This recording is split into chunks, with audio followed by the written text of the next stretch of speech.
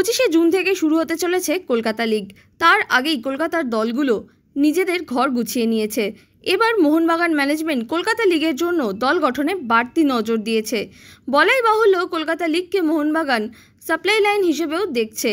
গত মরশুমেও কলকাতা লিগের দল থেকে অভিষেক সূর্যবংশী, সোহেল ভাট এবং দীপেন্দু বিশ্বাসের মতো খেলোয়াড়দের আইএসএলে খেলতে দেখা গেছে। এবারও যে তাদের এরকমই পরিকল্পনা আছে তা বোঝাই যাচ্ছে।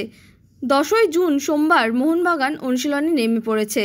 তত্ত্বাবধানে নতুন কোচ ডেগি কার্ডোজো। যুবভারতীতে হলো অনুশীলন। আগে জানানো হয়েছিল মোহনবাগান মাঠেই হবে অনুশীলন, কিন্তু মাঠ সংরক্ষণের কাজ এখনও শেষ না হওয়ায় যুবভারতীর প্র্যাকটিস গ্রাউন্ডেই হলো আজকের অনুশীলন। কার্ডোজো আগে এফসি গোয়ার জুনিয়র দলের কোচ ছিলেন। তিনি মোহনবাগানে খেলা অভিষেক সূর্যবংশী এবং আশ আনোয়ার শেখের মতো খেলোয়াড়দের স্কাউট করেছিলেন। এবার মোহনবাগানের হয়েও সক্রিয়ভাবে কাজ করবেন। প্রথম দিন অনুশীলন থেকে হাসি মুখেই বেরোলেন কার্ডোজো, কিন্তু ততক্ষণে সাংবাদিকদের ক্যামেরা বন্ধ করার নির্দেশ চলে এসেছে ম্যানেজমেন্টের পক্ষ থেকে। কার্ডোজো ক্যামেরার সামনেও কথা বলতে চাইলেন না।